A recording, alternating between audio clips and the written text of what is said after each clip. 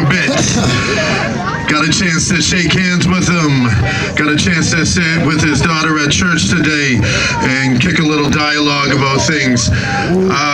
Maybe too soon to say future Prime Minister. Who knows? You never know. Maybe I'm calling it a little early out the gate.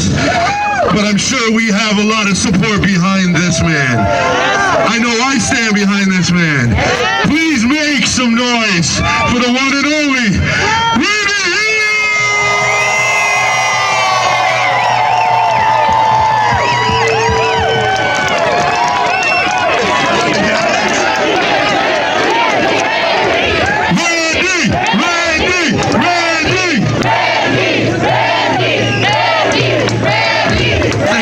That sounded like something from the World Wrestling Federation.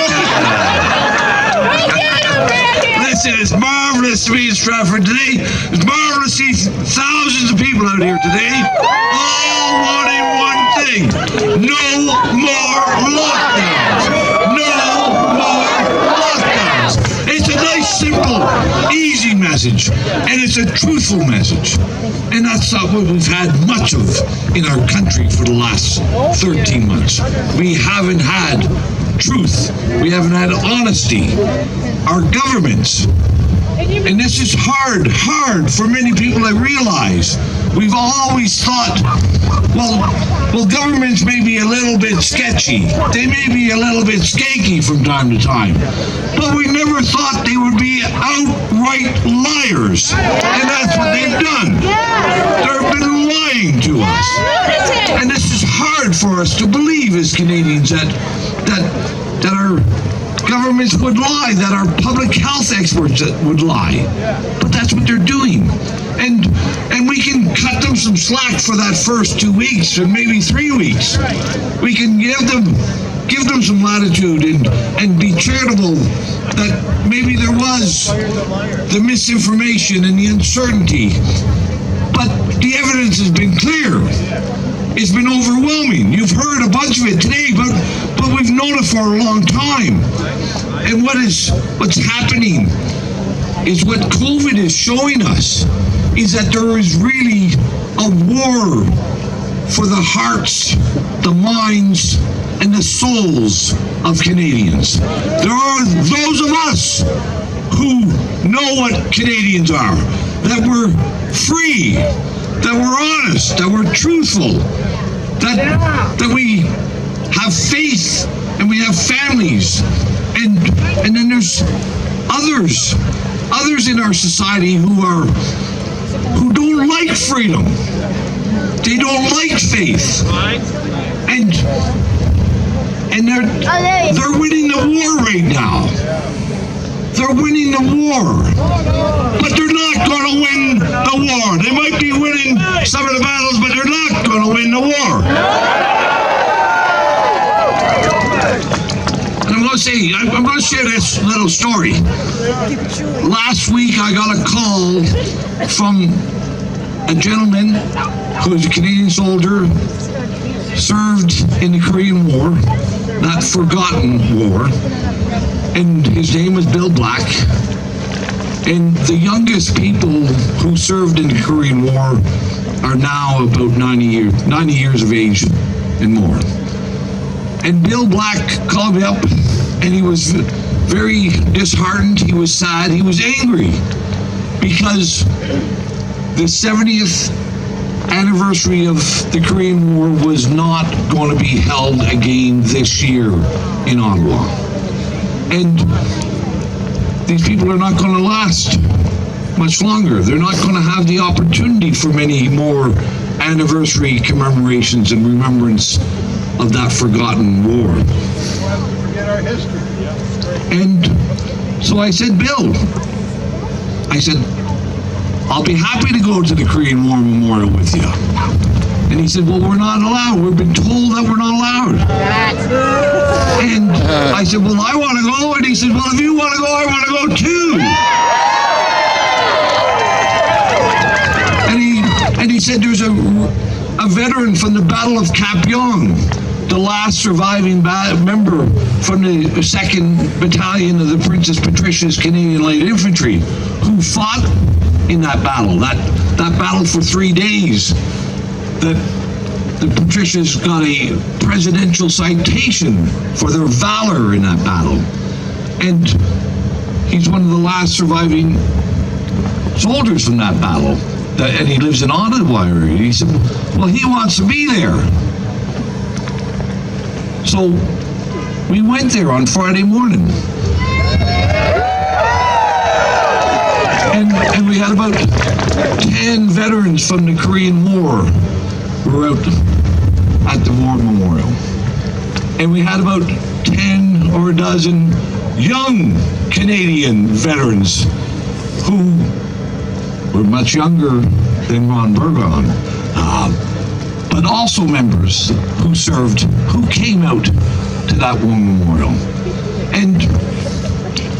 And we had a piper. And you know what was really interesting? The Korean embassy sent a military attaché to that memorial.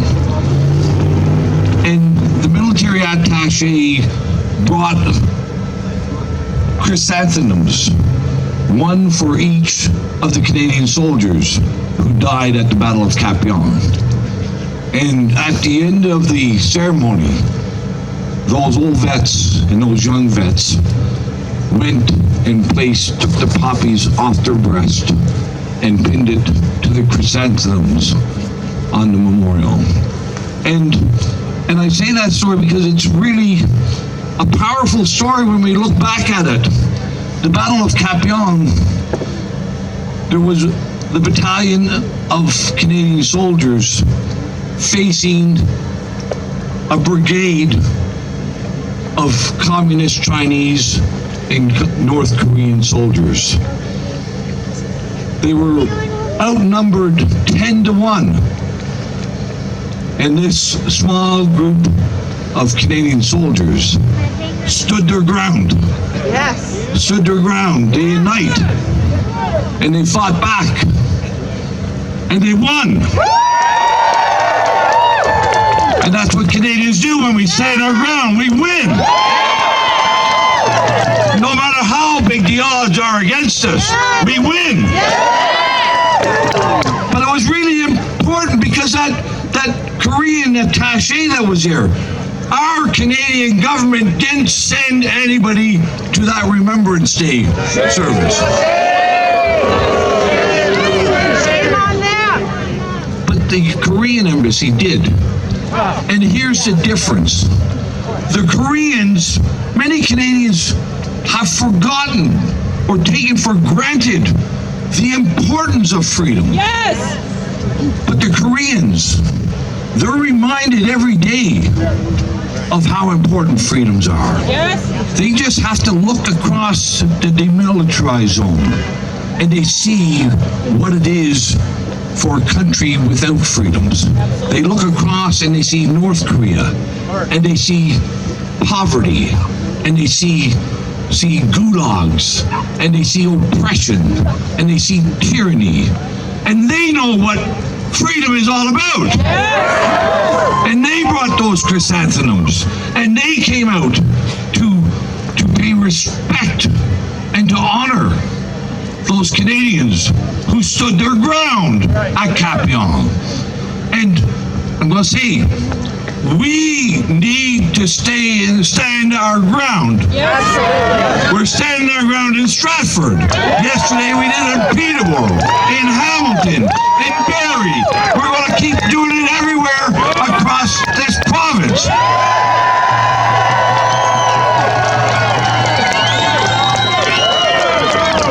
There may be more than right at the moment, but we're going to stand our ground and we're going to win. And we're getting bigger. And I want to thank Derek. Why don't you come up here and tell people, Derek joined me along with Maxime Bernier in the End of Lockdown Caucus.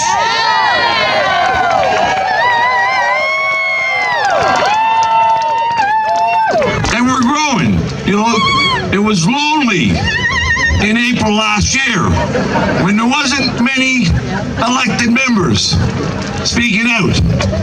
But I'm glad that Derek has joined me, that Max has joined us.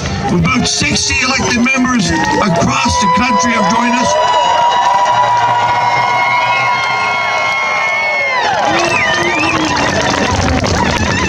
And we're going to march. We're going to march.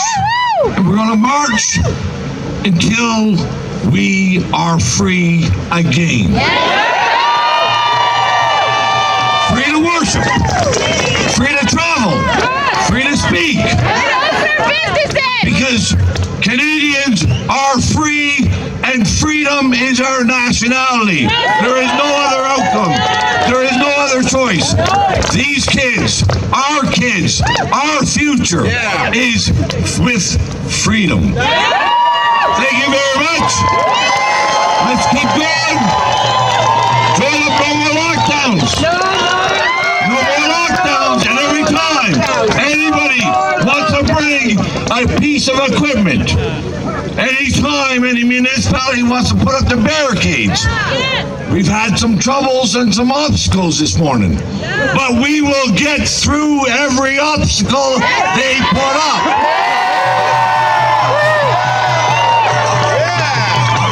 There's no machine big enough to stop free Canadians from winning. Thank you.